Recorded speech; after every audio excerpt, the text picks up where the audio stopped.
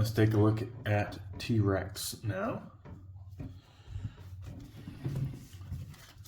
T.Rex is a melee fighter solo with a whopping 27 health, but move of 1. T.Rex is a large fighter. She can attack up to 2 spaces away. At the end of your turn, draw a card. Let's get into the attacks here. There's 4 copies of this one. It's a 2-value attack when dinosaurs ruled the earth. During combat, you may boost this card. If you won the combat, draw 1 card, gain 1 action, and take 2 damage. 15,000 pounds of muscle.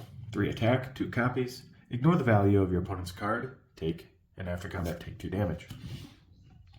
Another 3 with a boost of 4, that's important to know. 3 copies, Reckless Lunge. Deal 3 damage to the opposing fighter, take 3 damage.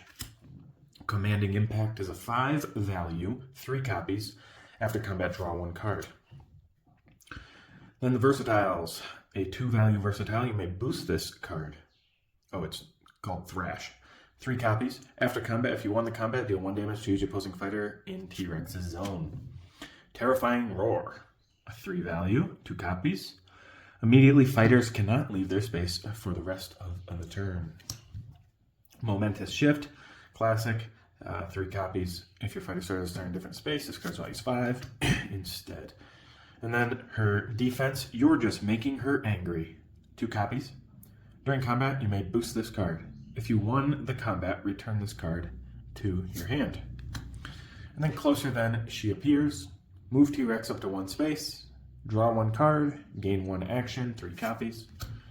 Ripples in the Water. 3 copies of this scheme as well. Place T-Rex in any space in her zone. Then each opponent with a fighter adjacent to T-Rex discards 1 random card. Then her last scheme, 65 million years of gut instinct. 2 copies. Choose a card in your discard pile other than 65 million years of gut instinct and add it to your hand. So what are you going to want to be doing as T-Rex? Well, because your movement is so small, you're going to have to be boosting in. And with T-Rex, you want to attack every turn. Every single one of your turns, you want to be able to attack if you can. So you're going to want to boost in a lot. So you can boost in with a 4 at max, and your smallest boost would be a 1. And I recommend not using cards you need. So 65 million years, you don't always need it. It's definitely your worst scheme, even though it's not bad. It helps you get stuff back if you need it. But a 3 boost is nice, and then really you can spare some of these other cards. You don't need all of them to win either. But you want to keep your opponent on the back foot. You always want to be on the offensive. So with this card, this will help you do it since you can gain an action. Now, you don't really care too much about your health. You can take undefended hits, plenty of them, in a game because you have a big 27 health, big health pool. So when you boost this card, or you may boost this card during combat, right? And then after, if you won, you draw a card, gain action, and take 2 damage. So if I boosted it for 3, 4, 5 to get over their value, I gain an action and I take 2 damage. It doesn't matter if you take 2 damage, like I said, normally, and drawing a card will help you keep the pressure up as well. Keep in mind that your end of turn, you have to draw a card as well. So you can end with nothing in hand and then draw a card. Even if it's, even if you don't draw a defense, you're usually still sitting pretty good because you can take those undefended hits and then keep the pressure on them. These 2 cards here will help you get some effect damage off, so you don't want these canceled. You especially don't want the When Dinosaurs Ruled the Earth canceled. But you don't want these canceled either, and this is just ignore the opponent's card value. So it would be a 3, and then this would be a 3 as well. You're taking 3 damage on this one and 2 damage on this one. If they do cancel it with a feint, they're still taking 1 damage, but anyway. Moving on, this is just a big fat attack. If you think they're going to cancel, use this. So a lot of times, because you have 4 copies of When Dinosaurs Ruled the Earth, they're going to think you're going to be playing that. They'll throw out a cancel, and you don't care if they cancel your draw, because you get draw power anyway, and they take 3 damage. You have 3 copies of that too. So use that to fake out when you think that they think that they're going to use you're going to use When Dinosaurs Ruled the Earth. Hope that made sense.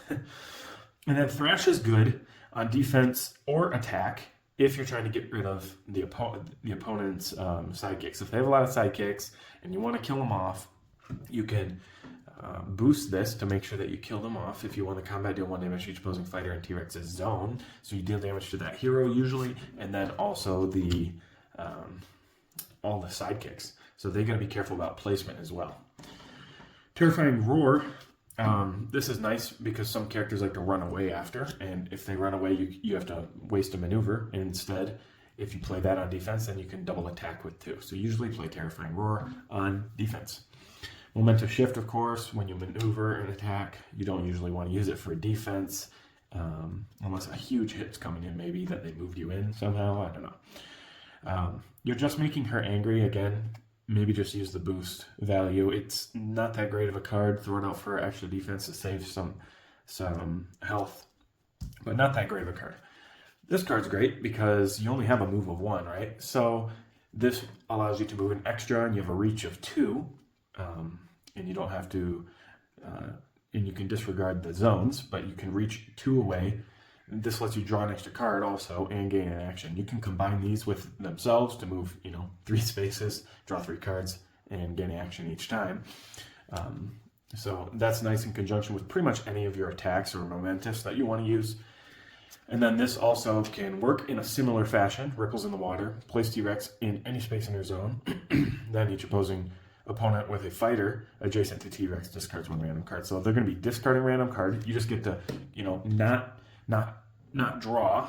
Maybe you have a lot of cards because they're running away and you're drawing, and because of your effect on your ability card. So this will let you just do a scheme, kind of work as a pass, discard a random card of theirs, so that maybe you discard one of their defenses and you can come in for an attack. And then this one you can use if you're in niche situations to where you need to get a card back to attack, right? If you've used them all up and you need to get another big hit in because the game's not over. I like to use it as a boost. You do have 2 copies, but I like to use it as a boost and just keep them on their back foot during the whole game. And that's really what you're trying to do as the T-Rex anyway. Keep your opponent on their back foot. Always advance, always try to kill them off. They might wall up behind sidekicks, and that's when things like Thrash can come into play, or Ripples in the Water, or keeping in mind that you can reach over their sidekicks and attack them, and you can move in for 1, reach over with your ability, and attack them. So pretty much be very aggressive with the T-Rex, and you'll probably do fine. You don't have to worry about your health very much and throughout the game. You just have to worry about killing them before you deck out. That's usually the gameplay, so keep in mind, you got to kill them before you deck out, because you're not fighting them, you're fighting decking out your own deck, right? So that's how you play T-Rex. I hope you learned a little bit about how to pilot the T-Rex in your matches.